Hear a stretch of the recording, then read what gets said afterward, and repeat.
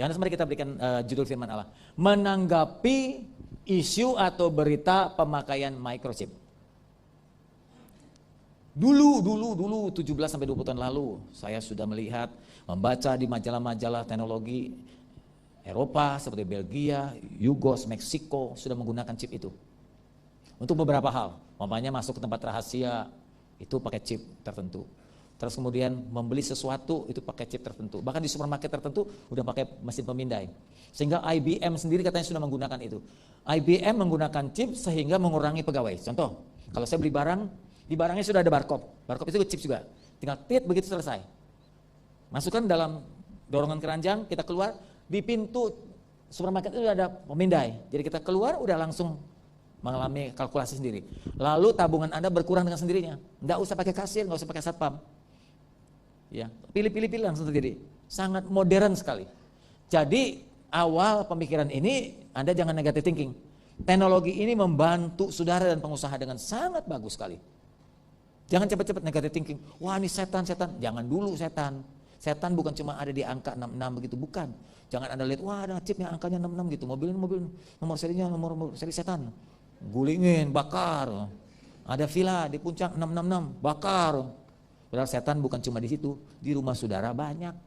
Di mobil saudara sendiri juga banyak setan. Betul? Ketika Anda ribut kan isinya setan semua. Suami istri ribut, setan lu. Lu juga setan? Oh, mana mau istri ngomong begitu. Seisi mobil setan semua. Jadi bukannya 66. 66 itu bersimbolik. Sampai sekarang bagi saya 666 itu masih rahasia. Saya masih mencari tahu apa sih artinya Tuhan itu 666 itu. Baru simbol saja, jadi belum jelas itu apa artinya. Belum tahu. Alkitab pun belum membuka begitu rupa. Ya, tapi telah dinubuatkan 666 Tuhan itu baik. Di satu pihak Tuhan berkata dia datang seperti mencuri. Dia tidak beritahu kapan dia datang, dengan cara apa dia datang, enggak beritahu. Tapi dia baik kasih bocoran. Dia bilang, aku beri tanda-tandanya ya. Akan terjadi gempa, terjadi kelaparan, terjadi perang, terjadi gunung meletus, terjadi kesesatan, terjadi nabi palsu, kasih semakin dingin, dan seterusnya sampai Injil mesti diberitakan keliling dunia. Dengan Pak Yosia merekrut hamba Tuhan dari desa ini, lalu mengupgrade, ini salah satu cara untuk mempercepat kedatangan Tuhan. Kalau dia mengabarkan itu ke pelosok, nanti katanya ada rombongan dari Nafiri ini tanggal 20-24 ke Palu, tapi masuk ke dalam. Pak Waldus mengatakan katanya masuknya saja pakai helikopter, langsung ke tempat, naik lagi, jalan kaki lagi berapa kilometer, itu masuk ke dalam pedalaman. Jadi Injil dengan gereja Nafiri ini masuk ke pelosok, khusus Indonesia. Ini salah satu gereja misi di Indonesia yang kuat dan sudah berjalan begitu. Makanya sudah 700 gereja dibangun oleh gereja Nafiri. Anda boleh tepuk tangan dong. Oh, puji Tuhan. Tunggu sebentar, yang tepuk tangan itu yang nyumbang, yang nggak nyumbang nggak usah tepuk tangan. Oke, dengan sumbangan Anda, Injil masuk ke daerah-daerah. Dan itu mempercepat kedatangan Tuhan. Karena ayat 14-24 mengatakan, Injil kerajaan ini harus diberitakan ke seluruh dunia. Dengan tujuan supaya kalau satu kali kelak ada orang masuk neraka. Terus ditanya Tuhan, kenapa nggak percaya aku? Lalu dia jawab, bagaimana bisa percaya? Saya nggak pernah dengar Yesus. Halo? Loh, memang kan banyak pendeta yang mana datang ke tempat saya? Kalau Yesus diberitakan, saya pasti percaya Tuhan. Nah, jangan sampai ada pernyataan seperti itu di neraka. Makanya perlu hamba Tuhan ini disupport supaya dia mengabarkan Injil ke pedalaman. Begitu. Gereja saya belum besar, tapi kami sudah mulai memberikan dana kehidupan buat hamba Tuhan. Jadi di gereja kami kecil, di kotak di belakang persembahan untuk hamba Tuhan di daerah. Kami belum bisa bangun gereja, tapi jangan sampai ada hamba Tuhan di daerah itu kelaparan. Saya sudah masuk ke pedalaman, Kalimantan segala macam. Beritanya begini, Pak, kami nggak tahan lupa di pedalaman. Istri saya nggak tahan, saya terpanggil tapi istri saya belum tentu mau. Itu udah minta pulang terus. Yang anak saya juga susah gitu. Tadi kalau dengar berita ada yang sakit segala macam, butuh dana. Saya bilang tanya mereka, kalian dapat dana berapa sih? Sebulan cuma 150.000. Itu kurang lebih 7 tahun lalu ya. 150.000. Saya bilang bagaimana kita hidup, kita makan bakso sekaligus 150.000. Yuk sebulan pakai bagaimana? Ya kadang-kadang kami nggak ambil tiap bulan. Karena dari daerah dia ke Pontianak, ngambil di Pontianak. Itu butuh ojek 200.000 pulang balik. Bayangin kalau kami ambil tiap bulan tekor. Jadi sekali ambil bulan setengah tahun sekali baru ambil. Supaya ada sisanya. Waduh udah mati saya gimana nih gereja di Jakarta bisa bantu mereka gitu. Nah ini bisa berhubungan dengan Injil. Oke? Ayo jangan berhenti jemaat Tuhan Nafiri. Semangat terus memberi, amin. Orang yang memberi layak diberkati, amin. Ngomong sama sebelahnya, yang pelit tidak diberkati. Ngomong aja sebelahnya, ngomong. Yang pelit tidak diberkati. Yang pelit menghambat kedatangan Tuhan, ngomong lagi. Baik, menanggapi isu pemakaian chip ini saya sangat bertanggung jawab untuk menceritakan. Jadi kalau saya cerita, Anda nggak siap, tanggung jawab sendiri, Anda siap, Anda bersyukur. Jadi kewajiban saya adalah menceritakan apa chip itu. Ini ada salah satu tanda yang berikutnya di mana Tuhan memberikan pernyataan bocoran kedatangan Dia. Saya katakan tadi pagi, kalau kita ingin melihat tentang kedatangan Tuhan, kita bisa lihat dari 3 sisi. Sisi pertama, lihat gejala alam. Di dalam Matius 24 sudah dijelaskan gempa bumi di mana-mana. Itu berarti nggak 1-2 gunung meletus. Nggak 1-2 pergeseran kulit bumi yang menyebabkan gempa hebat, tsunami hebat. Itu tentang gejala alam. Banyak ya, Matius 24 itu ada 10 tanda kalau nggak salah disebutkan. Sampai Injil diberitakan. Kedua, Anda bisa lihat akhir zaman dari sisi pembangunan bait Allah. Karena ada ayat firman Tuhan dalam Daniel mengatakan, Antikris itu akan datang lalu menajiskan bait Allah. Biasanya dipotong lembu merah, yang dipotong lembu jantan. Tapi nanti yang dipotong adalah babi katanya. Mesti bersyukur, babi itu enak. Dibanding lembu enakan mana? Babi. Dinajiskan dengan babi katanya. Itu buat orang Yahudi, kalau buat orang Chinese mah biasa. Malah bersyukur, amin.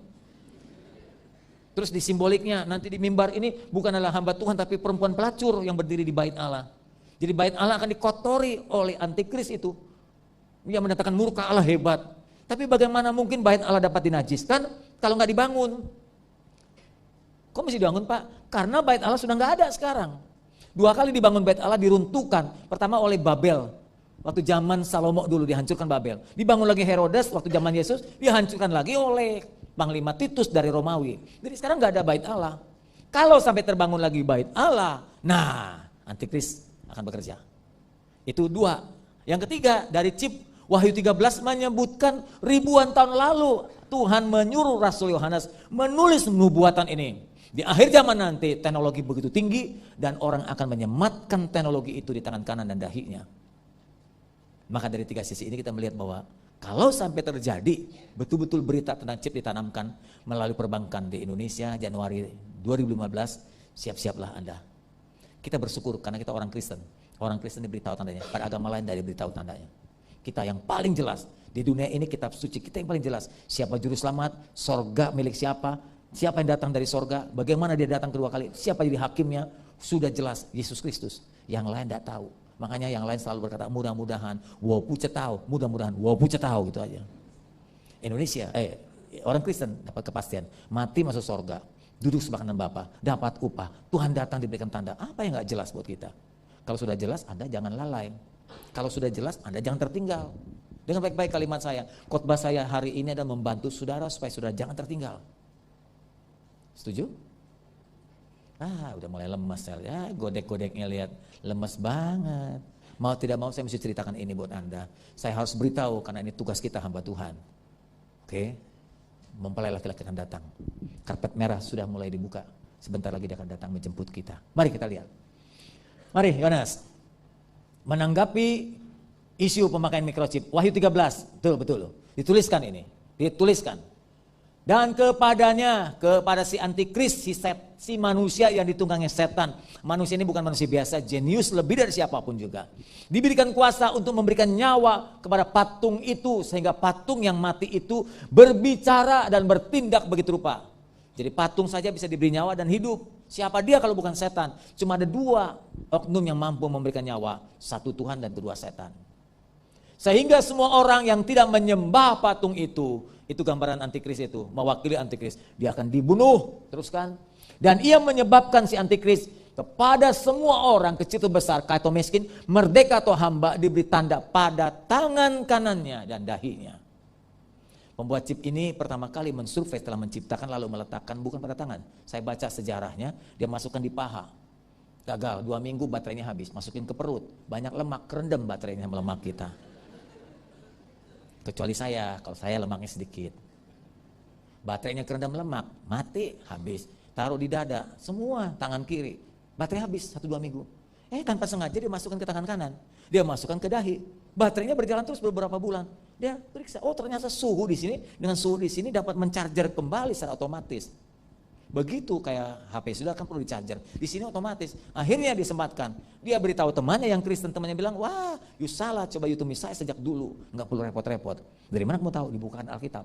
Wahyu 13 ini. Terus temannya yang pencipta chip berkata, kenapa anda beritahu saya sejak dulu? Ya you nggak tanya. Akhirnya orang pencipta chip itu menjadi Kristen. Tadinya ateis. Betapa hebatnya kitab suci kamu. Ribuan tahun sebelum saya menciptakan sudah dituliskan dalam Alkitab kita. Hebatnya Tuhan kita. Amin. Saudara dan saya beruntung jadi Kristen sungguh. Tapi orang lain belum beruntung di luar. Saudara punya tugas untuk memberitakan kepada mereka. Idul Adha kemarin, kalau saya singgung sedikit. Saya amati di Metro TV. Mereka bilang kalau Idul Adha itu harus memotong dombanya jantan. Sapinya jantan, kambingnya jantan. Kenapa mesti jantan? Kenapa saudara? Karena kalau betina habis kambingnya. Potong terus kan gak ada yang beranak lagi, betul? Setuju? Kenapa jantan? Oke, itu lambang Kristus. Yesus itu domba jantan Allah. Itu cara menginjil. Terus gak boleh cacat. Tanduknya gak boleh patah, gak boleh korengan. Yesus itu gak korengan. Bukan karena korengan, Yesus itu gak berdosa. Jadi gak ada cacatnya dia. Bukan fisiknya. Menggambarkan tentang Yesus yang sempurna tanpa cacat celah. Usianya berapa? 2 bulan untuk binatang tertentu. 2 tahun di bawah umur tertentu. Itu untuk binatang seperti sapi, kambing itu ada waktu tertentu. Itu usia middle, usia tengah. Anda tahu gak itu Yesus? Usianya middle itu 33 tahun. Layak untuk disembelih. Kalau Anda udah alot, nggak perlu lagi. Middle Yesus usianya, semua mengarah kepada Yesus. Mereka nggak tahu, Anda yang mesti beritahu. Coba sharing sama dia, Pak Kiai, gini. Oh gitu ya, itu Isa Al-Masih. Ayo nginjil ibu saudara dan saya pakai untuk mengabarkan dia. Kapan lagi mau kiamat, Bro? Mau kiamat, Bro? Mau kapan lagi? Nunggu apa lagi? Mau kiamat. Woi. Pencuri akan datang tidak kali seorang pun. Anda gak pernah sangka Tuhan datang mendadak loh. Berkali-kali Wahyu mengatakan dia datang seperti pencuri. Gak ada tanda-tanda yang kalian berarti kecuali tanda yang dituliskan dalam Matius 24 itu. Dan itu sudah nyata di depan mata kita.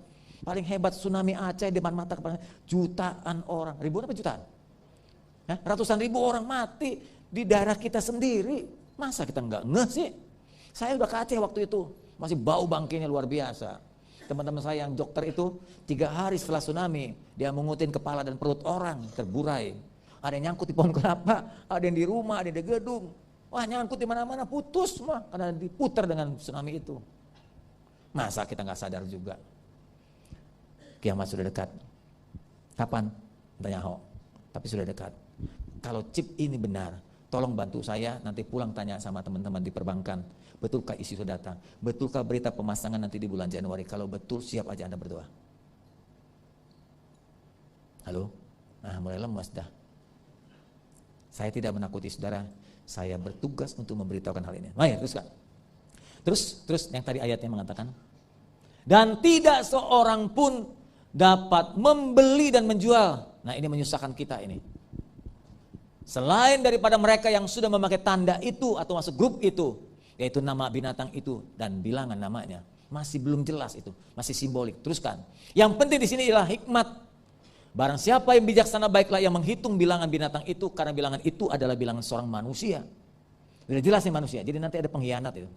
Enggak tahu datang dari mana, entah dari Indonesia, entah dari Irak, entah dari Cungko, entah dari Rusia, kita enggak tahu. Orang yang akan muncul seorang yang jenius. Bilangannya 666. Sudah dikasih tahu kan, jadi jelas nih. Jadi kita kalau di simbolnya ini mulai siap-siap. Tapi jangan langsung dirusak. Ini baru simbolik. Dengan ayat ini kita diberitahu bahwa hati-hatilah. Lepas dari kedatangan Tuhan, chip yang dipakai nanti itu adalah usaha dari kemajuan teknologi. Kita pakai secara umum sama seperti Anda memakai kartu kredit, ada chipnya, Anda memakai HP, ada itu juga, ada SIM card, ada chipnya juga. Itu hal yang biasa. Tapi ketika dihubungkan dengan firman Allah, Anda tahu bahwa ini ada hubungan dengan kedatangan Tuhan. Sudah dituliskan dalam firman-Nya. Oke, teruskan. Next. Tidur kali ya. Saya bangunin dulu bentar ya. Ini berita yang saya dapat di BB. Anda dapat yang begini? Kurang canggih dong BB-mu. Atau nggak ada yang beritakan. Teman-teman suka memberitakan saya karena saya sebagai pembawa narasumber informasi. Begini kurang lebih. Jadi diperkirakan beritanya, tolong cek lagi ya. Saya juga butuh kebenaran ini. Kalau benar ini Januari 2015, berarti berapa bulan lagi nih? Oktober, November, Desember, Januari. 4 bulan lagi kita nantikan.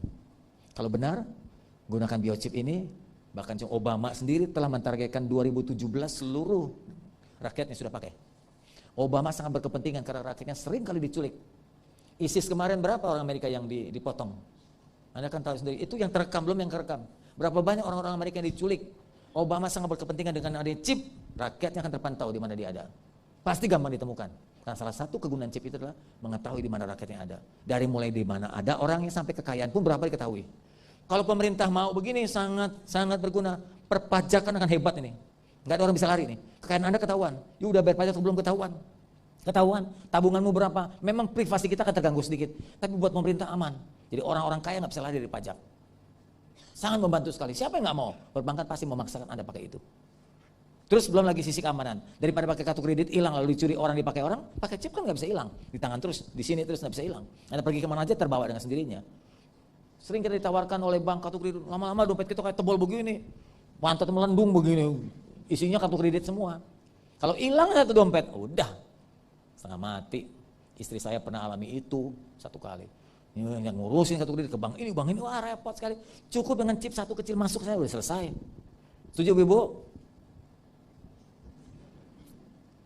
Tinggal pindahnya klik, nah udah langsung transaksi terjadi. Di Eropa ada satu daerah di Belgia kalau nggak salah, saya ingat teman saya pergi sana belanja ke supermarket, ambil barang-barang, di barangnya ada barcode tuh, barcode ada grade-grade tuh kayak rokok itu, ada grade-grade-nya itu. Terus udah keluar, ini udah ada ini pemindahnya, keluar, ketahuan berapa Anda belanja, nanti dibuka tabungan, lihat udah berkurang. Jadi nggak perlu kasir, nggak perlu lagi satpam, nggak perlu pegawai, Anda dorong sendiri, jalan sendiri. Sangat mudah dan modern. Oke. Nanti perkembangan lebih jauh Anda akan coba. Teruskan. Ini di internet, buka beritanya nih. Yang saya dapatkan. Saya suruh sekretaris gereja, coba tolong di print supaya jemaat Greenfield bisa baca. Betul nggak begini? Ini langsung dari sana. Saya tembak ke sini. Beritanya begitu. Dari Gubernur BI sendiri tuh Ronald Was menegaskan, perbankan Indonesia mentargetkan sudah menerapkan penggunaan chip ini. Mereka apabila perbankan sudah siap dengan teknologi ini diharapkan sesegera mungkin menerapkan. Tidak perlu menunggu Desember 2015 akan selesai. Ya memang perlu waktu panjang persiapan segala macam. Saat ini Bank Indonesia masih terus memantau kesiapan para perbankan baik di sisi manajemen maupun infrastruktur demi mendukung migrasi teknologi yang canggih ini. Dan seterusnya. Memakai chip tentu akan menurunkan tingkat kejahatan, ya. Kejahatan perbankan tentunya. Harta Anda terjaga aman, pribadi Anda juga terjaga aman. Nanti saya akan tayangkan apa gunanya chip itu. Teruskan. Apa chip dan gunanya itu? Chip ini seperti ini. Teruskan. Gambar saja supaya Anda bisa lihat langsung. Chip ini seperti ini. Kayak kapsul tapi kecil dan pipih tipis. Kalau dengan gabah panjangnya tidak terlalu beda dengan gabah. Gabah lebih tebal, lebih gemuk, chip lebih tipis supaya bisa dimasukkan di bawah kulit tangan kanan. Di bagiannya ada microchip tuh dengan jari kecil sekali di sini. Ya, chipnya di sepaling ujung utara, terus ada kapasitornya, terus ada antenanya, terus ada casingnya. Bagian luar itu casing dari kaca yang sedikit kuat. Chip ini bukan buatan setan, yang membuat itu orang biasa, sekarang malah jadi Kristen katanya. Tapi karena dia tahu firman Allah, dia dilanjutkan oleh teman-temannya di laboratorium di Amerika. Bukan buatan setan, tapi setan untuk bisa menguasai dunia dalam segala bidang menggunakan teknologi ini. Jadi bersambungan, berkaitan, tapi Alkitab menyebutkan ini tanda akhir zaman telah tiba. Gitu, teruskan. Pemakaiannya sudah dibuatkan oleh Alkitab di tangan kanan atau di dahi. Saya pernah lihat secara manual, bisa masukkan jarum di bawah kulit, suntik, dorong chipnya masuk ke dalam, kosok-kosok selesai.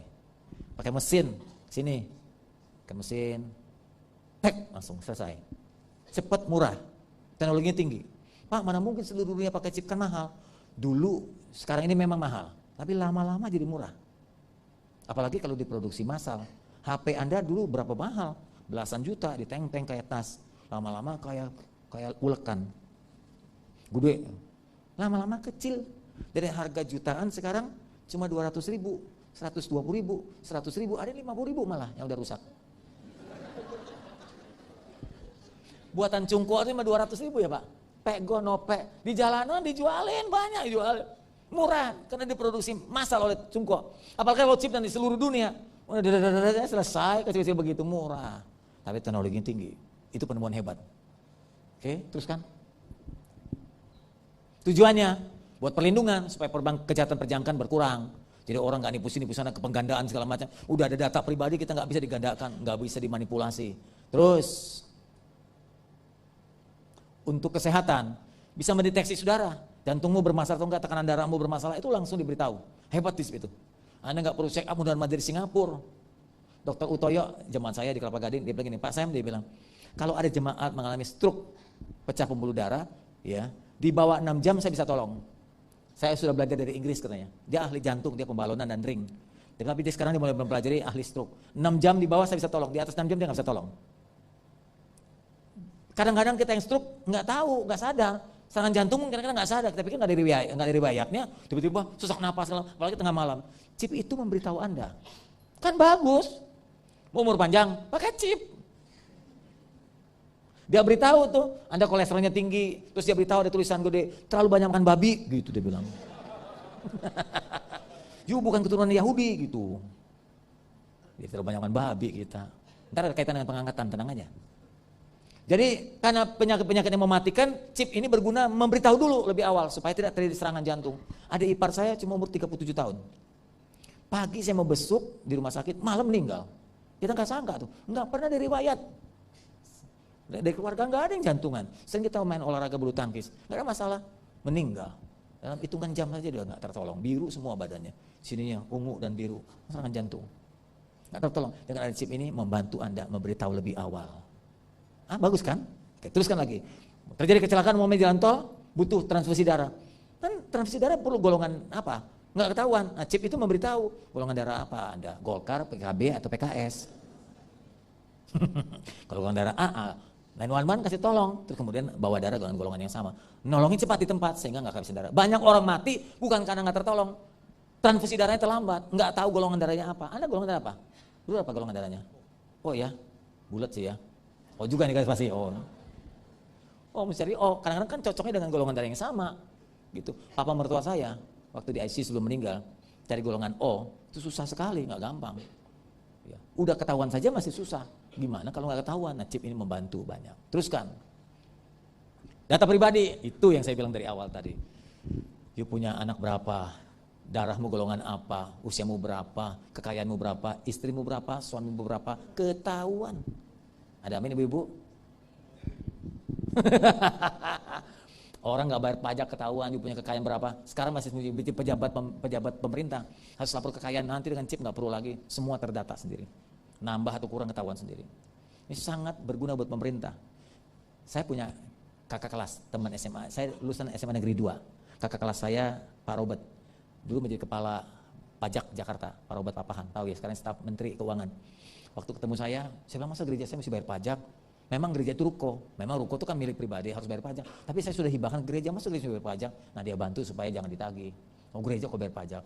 Terus dia beritahu saya sedang mengejar 20 konglomerat di Indonesia yang belum bayar pajak. Tuh susah tuh. Coba dengan chip, ketahuan konglomerat mana yang belum bayar pajak nih? Anda juga ketahuan nih belum bayar pajak. Ketahuan chip itu membantu. Seluruh data pribadi ada, memang privasi kita disebutkan, tapi itu membuat pemerintah aman. Rakyatnya tak atau tidak tahu, ketahuan di situ. Ini sebabnya akan dianjurkan, malah nanti ujungnya dipaksakan. Kalau tidak, Anda tidak bisa dilayani loh. Karena kita bilang tidak bisa membeli, tidak bisa menjual. Tapi kalau di Amerika disebutkan tadi tidak mau dilayani oleh pemerintah. Kalau Anda nggak masuk itu anggota penggunaan chip tadi. Teruskan. Nas. Kesimpulan kita, chip ini sebetulnya adalah akibat kemajuan teknologi, bukan akibat datangnya setan, bukan karena kekuasaan setan, bukan karena buatan setan, bukan akibat teknologi yang maju, segalanya dibuat simpel dan sederhana demi kenyamanan hidup, gitu sebetulnya. Hidup kita ditambah maju, hidup kita tambah mudah, hidup kita tambah aman, ya kekayaan kita pun terjaga, transaksi perbankan mudah, ya. Terus kemudian kita gampang tertolong dan seterusnya, sebetulnya itu tujuannya chip. Tapi teruskan, Nas. Kalau dihubungkan dengan firman Allah, wah, kita buka nih ternyata ada hubungan dengan firman Allah. Teruskan, next. Hubungan firman Allah apa? Datangnya kerajaan setan. Datangnya mas antikris, datangnya aniaya besar, datangnya Tuhan dan mengangkat kita gereja Tuhan. Akan terjadinya rapture, pengangkatan orang-orang kudus Tuhan. Itu tuh sambungannya tuh. Kalau buat orang awam, buat orang dunia nggak ada hubungan itu. Tapi buat kita orang Kristen, dia beritahu bocoran buat kita. Masa kekuasaan setan dan akhir zaman akan makin terbuka dan jelas dengan munculnya penggunaan microchip. Teruskan. Lihat peta zaman. Saya coba kasih gambaran secara garis besar. Saya pernah ajarkan ini doktrin. Kalau saudara lihat dari ujung sampai ujung adalah Alkitab saudara yang tebal itu disarikan jadi selembar. Ya, dari selembar. Ujung dari mulai Kejadian sampai akhir zaman, sorga, langit dan bumi yang baru. Itu urutannya. Habis ini terjadi apa, habis ini terjadi apa, habis ini terjadi apa, terus urutannya. Kok kurang jelas ya, Nas? Banyak yang agak buram ini. Oke. Paling ujung itu, yang bulat itu adalah Allah Tritunggal menciptakan langit dan bumi. Sebelah ini. Langit dan bumi masih kosong, tulisannya acak-acakan kok. Bumi acak-acakan, lalu datanglah dosa, kemudian Tuhan buat perencanaan penebusan. Mulai dengan dipanggilnya Abraham, sampai Abraham mempersembahkan anaknya yang tunggal, itu gambaran dari Bapa mengorbankan anaknya Yesus Kristus. Jadi Idul Adha itu dimulai dari Abraham, bukan? Abraham itu mempersembahkan anaknya siapa yang dipersembahkan? Ishak. Kenapa bukan Ismail? Kenapa Anda gak setuju itu Ismail? Karena Ismail itu bukan anak resmi. Ismail itu anak gundik, maaf ya. Ismail itu mamahnya Hagar, Ishak itu mamahnya Sarah. Sarah itu istri Abraham yang sah. Tuhan buat janji kepada istri yang sah. Halo? Dia bilang dari keturunanmu akan muncul bangsa-bangsa, dari keturunanmu akan datang juru selamat yang memberkati dunia. Itu nubuatan datang Yesus Kristus melalui keturunan Abraham dan Ishak ke bawah. Turunan dari Hagar Ismail itu yang muncul kaum muslim. Munculnya Nabi Muhammad dari sisi itu. Jadi yang diambil ini. Jadi Anda bisa gambarkan banyak sesuatu untuk mengabarkan Injil kepada saudara-saudara kita. Apa yang mereka kerjakan sebelum menubuatkan tentang datangnya juru selamat. Sebetulnya. Ya. Oke, kembali lagi kepada peta zaman tadi. Sampai bukan cuma Yesus mengirimkan Abraham, Musa, Daud, tapi juga anak tunggalnya. Lihat salib itu. Dia kirim dirinya sendiri untuk penebusan, keselamatan. Dari nubuatan sampai kenyataan, dia kirim anaknya, biar anaknya mati buat kita. Setelah itu Yesus mati, hari ketiga bangkit. Dia naik ke surga. Dia naik ke surga, duduk di sebelah kanan Allah Bapa. Ketika dia naik ke surga, Roh Kudus turun. Ketika Roh Kudus turun, Yesus sudah sampaikan berita. Tunggu ya Roh Penghibur di Yerusalem. Mereka tunggu di loteng Yerusalem, 120 orang menunggu. Sampai hari ke-10 Roh Kudus memenuhi mereka. Ingat itu? Dan itulah awal gereja dibentuk. Jadi di loteng Yerusalem itu di mana Roh Kudus pertama diturunkan, terjadi 3 peristiwa. Pertama, di situ perjamuan Tuhan Yesus pertama kali mengajak 12 muridnya itu di loteng itu, ajak makan roti dan anggur. Kedua, Roh Kudus dipenuhkan di situ. Gereja dibentuk pertama di situ. Jadi satu tempat 3 peristiwa besar. Februari nanti saya bawa rombongan ke Israel. Mudah-mudahan ini menjadi perjalanan terakhir sebelum kiamat. Kok gak ada amin? Bagus. Anda yang belum pergi, paksakan diri pergi. Kalau saudara-saudara kita saja pada naik haji, kenapa kita gak naik pendeta? Ayo usahakan sebelum meninggal. Ayo usahakan sebelum Yerusalem baru. Silakan Anda pergi dengan siapa saja. Usahakan Anda pergi. Saya lihat Anda sering di Cungko kok. Saya lihat Anda di Cungko. Saya lihat Anda di Hong Kong. Saya lihat Anda di Singapura belanja, shopping sama Sarini kan. Ayo ke Israel, pergi lihat sana tanah perjanjian. Biar Anda diteguhkan itu. Apa yang Anda baca di Alkitab itu jadi kenyataan itu. Ya, oke, saya teruskan. Jadi ngomong apa soal apa tadi? Pengangkatan. Di loteng Yerusalem itu dipenuhi Roh Kudus, memenuhi gereja Tuhan melalui rasul-rasul. Terbentuk gereja tuh mulai dari 120 orang, lalu berkembang 3.000, 5.000, 7.000 sampai ke Greenfield sekarang gereja itu. Nah, gereja itu digambarkan di peta zaman ini adalah ini nih. Yang garis-garis sampai 7 itu. Enggak nyampe saya. Saya pakai stick aja ya, mic-nya.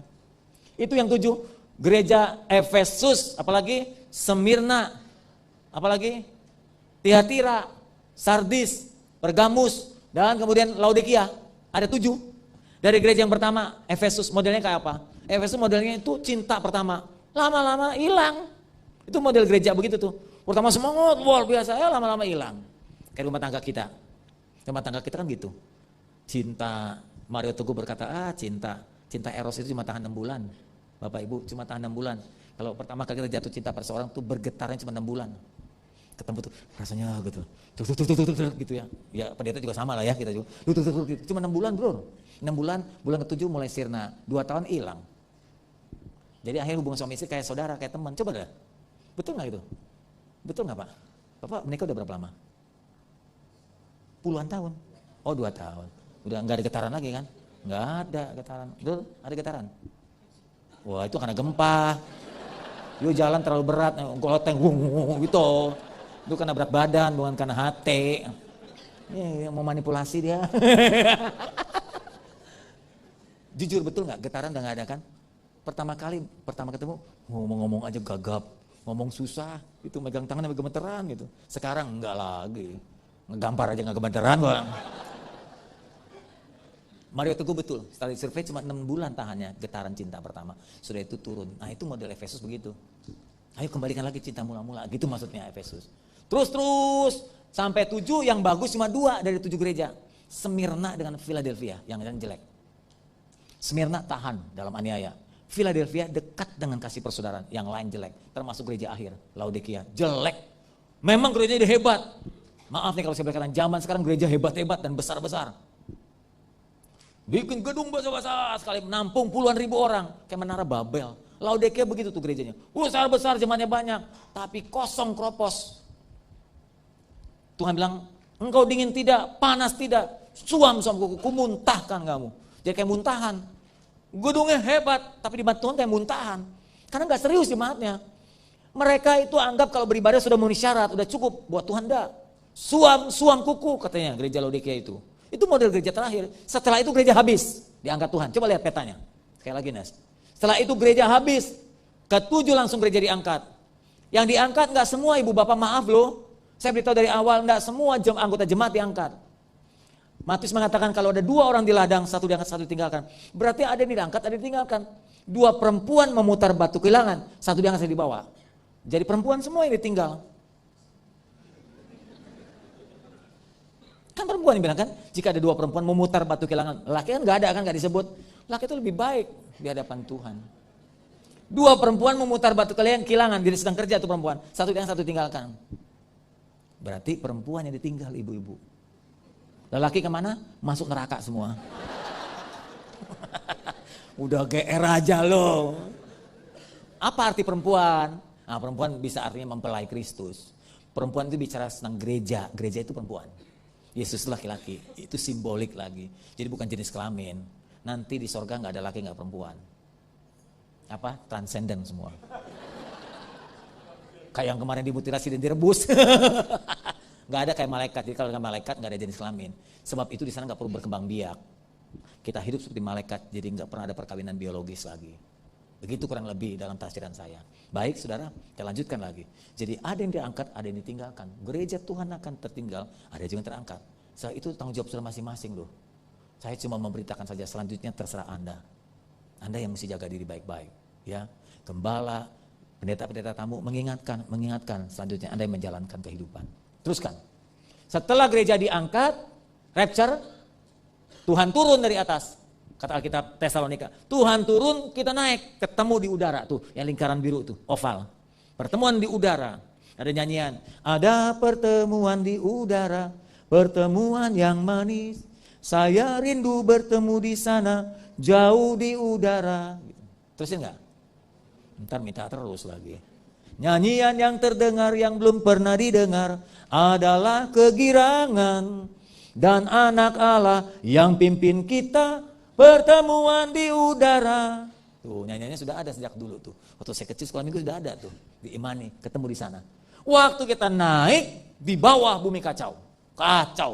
Ketika terjadi pengangkatan kacau sekali. Bagaimana tidak? Bayangkan pesawat terbang, pilotnya Kristen.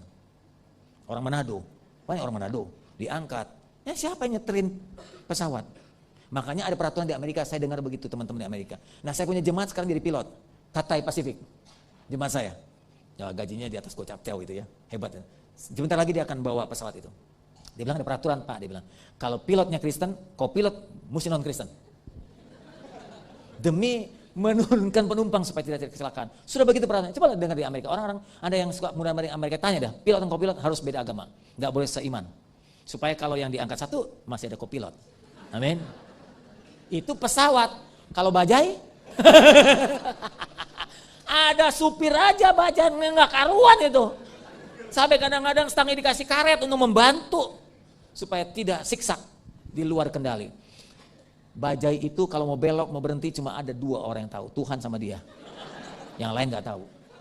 Bayangkan kalau supirnya diangkat, Kang Bajai juga diam-diam juga rohani ibu bapak. Kalau ada kolektor-kolektor yang ada olinya, itu pasti kolektor orang Bajai. Sungguh-sungguh, diangkat Tuhan, Bajainya siksa gak berhenti lu. Nabrak semua, belum lagi mikrolet, wah gak karuan. Orang Batak kan juga banyak Kristen kan. Iya, keneknya diangkat, supir diangkat, tinggal penumpang bingung, wah. Satu mobil kecelakaan di jalan tol, jadi jalan umum, jalan tol satu saja, saya sedang nyupir terus diangkat, mobil saya jalan sendiri, mobil saya gede lu, Pajero lu. Saya mau memperbaiki nilai orang, saya kan nggak gede, mobil itu gede, susah imbang. Itu Pajero jalan sendiri, nabrak kiri nabrak kanan, wah nggak karuan ibu bapak, betul nggak pak? Satu tabrakan, ini seluruh dunia akan terjadi begitu, karena pengangkatan bukan cuma di Indonesia, pengangkatan di seluruh, kacau, lalu lintas itu, belum deru perang. Belum kelaparan, belum gempa akibat gesekan atau pergerakan kerak bumi atau lapisan bumi, belum kena gempa gunung meletus yang sudah di Indonesia berterus-terus nih, akan terus nih ibu bapak, dengan kata-kata saya, akan terus gunung gak berhenti, sampai Tuhan datang. Anda kalau tinggal jangan di gunung yang lain, kecuali gunung Sahari, dia gak pernah meletus. Saya udah tinggal di gunung Sahari hampir 11 tahun, gak pernah meletus itu gunung, itu paling aman. Di mana ada tinggal, kemungkinan yang gunung Merapi meletus. Anak Krakatau akan pecah lagi. Selalu. Merapi akan muncul lagi nanti anaknya. Terus begitu. Dan tak berhenti sampai bumi ini hancur. Karena gulung seperti tikar. Oke, ibu baik. Pada saat pengangkatan, kekacauan hebat. Dari dunia politik sampai makanan kacau. Nggak ada angan, lalu lintas kacau semua. Tiba-tiba datang antikris. Antikris ini bisa menentramkan semua bidang. Hebat sekali, jenius sekali orang ini. Kata dia dibilang orang pintar ditunggangi setan, kenceng duitnya, kenceng kuasanya, patung aja bisa dihidupkan, apalagi cuma orang sakit disembuhkan, hebat, hingga dunia kagum dengan dia. Dan orang berkata itu juru selamat kedua datang setelah Yesus Kristus. Yesusnya udah nggak ada, pendeta udah nggak ada, WL juga nggak ada, kita barengan dia berangkatnya, diangkat bersama gereja Tuhan. Jadi nggak ada siapa lagi yang memberitakan kebenaran, juga nggak ada, yang tertinggal ikut dengan dia. Dengan adanya chip ini, maka karpet merah sudah digelar. Dia tidak mungkin datang mendadak, tidak ada proyek besar datang mendadak. Seluruh proyek termasuk MRT ini sudah dicanangkan jauh hari. Calon mantu saya sekarang sedang menangani MRT. Ini terbentur dengan satu pengusaha di Indonesia, jadi kacau nih. Sekarang mantu saya kan kerja di Singapura dengan law firm Tokyo. Nah ini kan Tokyo, mudah-mudahan ngurusin ini nih. Itu proyek dari dulu, udah tahun-tahunan lalu, udah di program gitu Pak. Nanti kalau jadi itu hasil pemikiran yang bertahun-tahun. Antikris datang gak mendadak. Sekarang sudah bergerak. Ibu bapak belum cuma menyatakan dirinya. Gereja-gereja setan di Indonesia sudah banyak. Di Jakarta lebih dari 250 gereja setan ada. Anda gak tahu saja. Dulu di Glodok Plaza, itu kurang lebih 10 tahun yang lalu saya tahu ada ibadah di sana. Saya pernah jalan ke situ. Di Kelapa Gading saya dulu pernah ada satu, tapi sekarang tidak tahu di mana. Gereja setan selalu berpindah, ketawa tempatnya pindah, supaya nggak ditutup oleh pemerintah. Kan pemujanya kepada setan, itu kan namanya musik ya, atau musik itu, nggak boleh kan itu. Nah itu ditutup, ya dia buat gitu, mudah mandi. Itu kaki tangannya sudah bergerak. Kalau sampai terjadi pengangkatan, dia turun lalu menyatakan kuasanya. Nah Anda yang tertinggal akan alami ini. Cuma 2 kemungkinan, masuk grup dia atau mati karena kebenaran. Yang terangkat, dengar baik-baik, Anda akan diangkat. Seperti tulisan Tesalonika, coba kita lihat. Ada nggak itu tulisannya? Nah, yang terangkat. Sudah terangkat, taruh di bumi, akan dikuasai dia. Oke, saya teruskan. Yang kemarin saya nggak ceritakan terlalu panjang, teruskan. Nah. Untuk menguasai dunia, setan itu harus menggunakan teknologi ini. Dia mulai menguasai di bidang teknologi, dia kuasai seluruh bidang usaha, konglomerat dunia itu. Mungkin termasuk orang-orang Yahudi kali nanti ya. Akhirnya masuk grup mereka. Pendidikan, kalau kuasai dia. Pendidikan hebat dikuasai dia. Kesehatan, rumah sakit dikuasai dia. Sampai pemerintah, parlemen dan pemerintah dikuasai dia. Tidak lagi nanti ada namanya koalisi merah putih, koalisi Indonesia hebat, tidak ada. Yang ada cuma dia. Itu hebatnya pemerintah. Lalu ujung-ujungnya dia ingin supaya semua agama ditutup dan seluruh umat menyembah dia. Karena dari dulu Yesaya pasal 14, Yesaya 14, Yesaya 28, setan punya keinginan, aku ingin menyamai yang maha tinggi. Masih ingat bacaan itu? Aku ingin menyamai, dia berontak di hadirat Allah, makanya dibuang yang kita sebut dengan Lucifer itu. Sampai sekarang keinginannya tidak berubah. Dia ingin menggantikan posisi Tuhan supaya umat Tuhan dapat disesatkan dan menyembah setan. Kalau Anda lihat sekarang ada film-film seperti ini bintangnya oleh Susana ya. Sekarang udah mulai diganti lagi. Penyembahan Nyi Roro Kidul, nggak heran itu mah. Itu anteknya dia. Itu anteknya dia. Pemujaan-pemujaan di mana minta kekayaan, nggak heran itu ibu bapak. Nggak heran. Itu cara dia untuk menyesatkan umat Tuhan. Mujizat, nggak heran. Satu kali kelak Anda pun bisa tersesat karena mujizat. Kalau Anda nggak hati-hati akan kebenaran itu. Setan pun bisa lakukan mujizat. Seperti Tuhan. Terus kan? Nah, jadi akhirnya cuma dua kemungkinan. Anda harus ikut dia dalam kelompoknya supaya hidup Anda jadi tenang, hidup Anda berlanjut, atau Anda menyerahkan diri mati dalam tangannya, atau yang ketiga Anda hidup di hutan sendirian seperti Tarsan. Mau berapa lama hidup? Karena di kota daerah tertentu sudah dikuasai dia. Itu kurang lebih dramanya. Terus kan?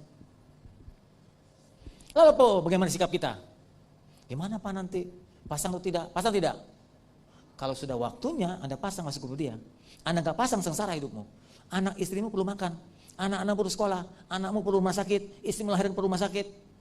Anda perlu usaha perlu beli jual. Nggak bisa ini, nggak bisa. Gimana dong? Gimana? Ikut atau tidak? Pernah lihat ISIS menyiksa orang? Dia lebih kejam dari itu.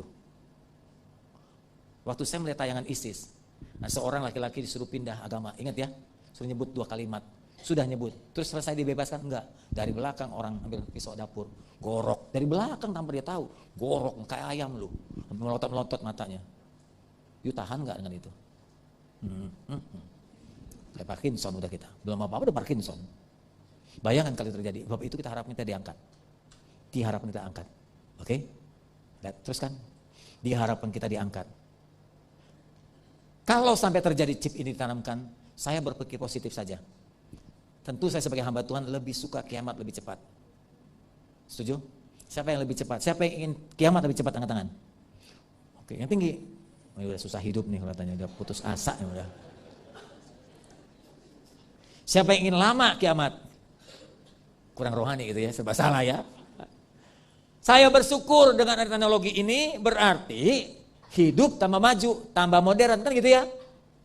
Dulu saya nggak ada HP, aduh susah mati menghubungi istri, menghubungi anak-anak. Saya sering dulu menginjil. Saya dulu pernah ke Madura, Kalimantan, NTT, saya udah kemana-mana, ke Aceh udah. Kalau mau hubungi keluarga susah sekali. Sekarang ada HP. Kan teknologi ini membantu saya banyak. Kadang-kadang pengusaha di tengah jalan, kadang saya bawa rombongan beberapa pengusaha ke Israel. Mereka bawa handphone, mereka bisa ambil keputusan penting di situ. Penting sekali teknologi itu. Dia bilang, Pak, dengan adanya HP ini, sekalipun saya jauh dari perusahaan saya bisa ambil keputusan. Penting sekali. Jadi dengan teknologi kita bersyukur, hidup tambah maju, hidup tambah modern. Yang kedua, saya bersyukur kalau microchip itu ada, terjadi di Indonesia. Berarti firman Tuhan gak salah. Nubuat wahyu tidak keliru, betul? Saya sebagai hamba Tuhan bangga banget Alkitab itu benar. Kalau enggak kan saya tukang bohong, betul? Kalau saya ceritaan begini tukang bohong, ngarang aja tuh pendeta. Lihat sekarang kenyataannya. Belasan tahun lalu saya khotbahkan ini. Sekarang saya makin lihat betapa hebatnya Alkitab itu benar.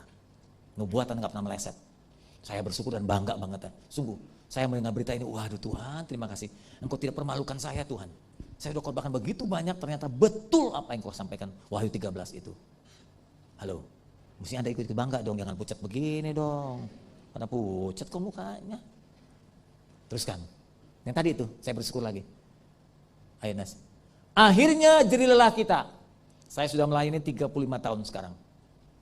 Selama 35 tahun saya sudah berbuat banyak. Saya yakin kalau besok kiamat 35 tahun saya diperhitungkan Tuhan. Amin. Diperhitungkan Tuhan. Jadilah kita pernah sia-sia. Jadi kenyataan mahkota kehidupan diberikan kepada saya.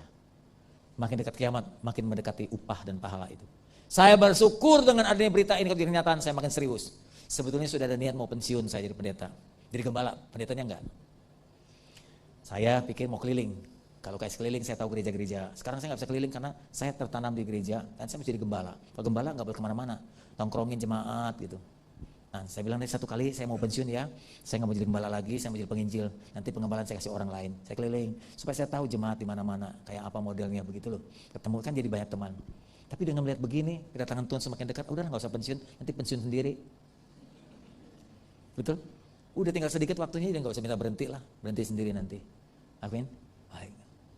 Terus kan, negatifnya, tadi positif, negatifnya, kalau sampai chip ditanam sungguh-sungguh di sini, udah masuk ke Asia kan Indonesia termasuk Asia Tenggara ini, hampir ujungnya Asia, berarti kekuasaan setan sudah datang. Masa sengsara sudah abang pintu. Sebab bagaimanapun dia akan mendatangkan kesengsaraan hebat. Matius 24 mengatakan, akan datang masa sengsara yang hebat yang belum pernah terjadi sejak bumi diciptakan. Coba baca dah dalam Matius 24. Lalu apakah kita harus membuat sawah? Kita buat ladang sendiri, kita buat kebun sendiri? Percuma. Hanya bertahan sebentar. Nanti dijarah orang, dijarah mereka. Akan diambil hak-hak Anda. Buat sekolah, percuma. Ditutup sekolah itu. Rumah sakit, Anda bisa punya rumah sakit, dokter hebat tapi nggak ada obat. Percuma supply dari mereka juga. Usaha kamu berhenti, yuk bisa punya barang nggak bisa jual, punya uang nggak bisa beli, mati juga kita akhirnya. Oke, teruskan. Itu negatifnya. Teruskan, Nas. Jadi jawabannya nggak bisa kita buat itu, karena beberapa pendeta katanya sudah rembuk, ayo kita suruh jemaat semua bikin ladang sendiri, sawah sendiri, udah nggak ada gunanya. Sudah waktunya memang harus dunia sengsara. Sudah waktunya kita akan harus diangkat, dipisahkan dari dunia ini. Seluruh bidang dikuasai setan, tidak ada gunanya. Teruskan. Nasihat saya, berdoalah yang pertama. Terus berharap supaya kita diangkat lebih awal sebelum sengsara itu datang. Berdoalah supaya kita diangkat duluan sebelum antikris menguasai dunia. Amin. Kok tadi yang pagi semangat pada tepuk tangan, girangku ini pada diem ya. Saya sekali lagi berkata, berdoalah supaya saudara diangkat lebih awal. Amin. Nah, semangat. Nah, udah tepuk tangan duluan. Stop. Makasih. Yang tepuk tangan harus lihat ke dalam. Berat Anda nggak boleh dari 60 kilo supaya dapat diangkat. Jadi tepuk tangan, koreksi diri. Tidak boleh lebih dari 60 kilo. Nanti malaikatnya kesulitan ngangkat saudara. Anda nggak naik, malaikat pun nggak naik-naik. Kan? Dua-dua dia ketinggalan. Nanti dia lepas kalau Anda lebih dari 60 kilo. Kenapa 60? Karena berat saya nggak lebih dari 60. Betul nggak sih Pak? Enggak lah, saya bercanda aja. Berat badan nggak dipersoalan. Buat Tuhan, ngutik langsung angkat. Dikutik, mengangkat. Dikutik, langsung angkat. Waktu saya ketemu Gilbert kan besar lagi sekarang. Udah coba diet, kurus, sekarang gede lagi. Iya gede, waktu saya ketemu beberapa tahun lalu di O Channel. Kan kita sering kali itu rekaman khotbah. Saya bercandain dia, karena kita deket kan. Dia bilang, dia lebih muda dari saya, kan dia adik kelas. Ya Pak Gilbert, wah ini kalau pengangkatan lihat badan begini gak terangkat lupa. Khotbah kemana-mana gak terangkat kan sayang. Kenapa Pak Samuel?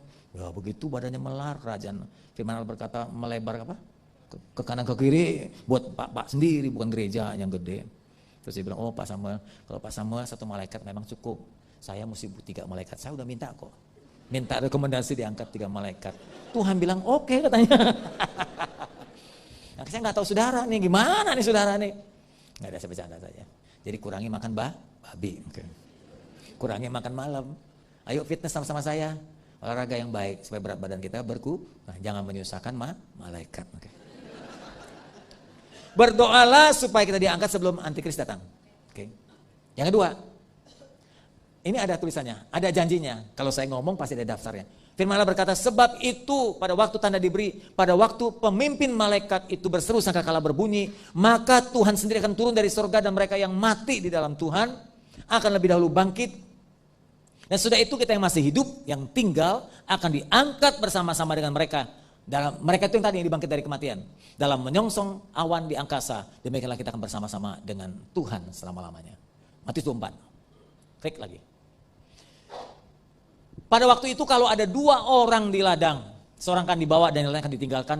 Kalau ada 2 orang perempuan sedang memutar batu kilangan, yang seorang akan dibawa dan yang lain ditinggalkan. Karena itu berjaga-jagalah sebab kamu tidak tahu pada hari mana Tuhanmu datang.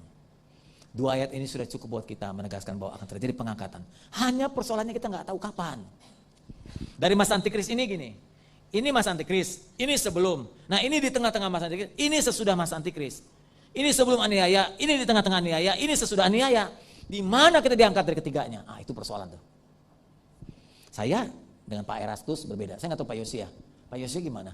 Yosia mengajarkan gimana Pak? Diangkat sebelum atau di tengah atau di sesudah? Belum pernah dengar Pak Yosia khotbah ini. Pak, belum Pak. Sebelum, di tengah, atau sesudah? Sebelum.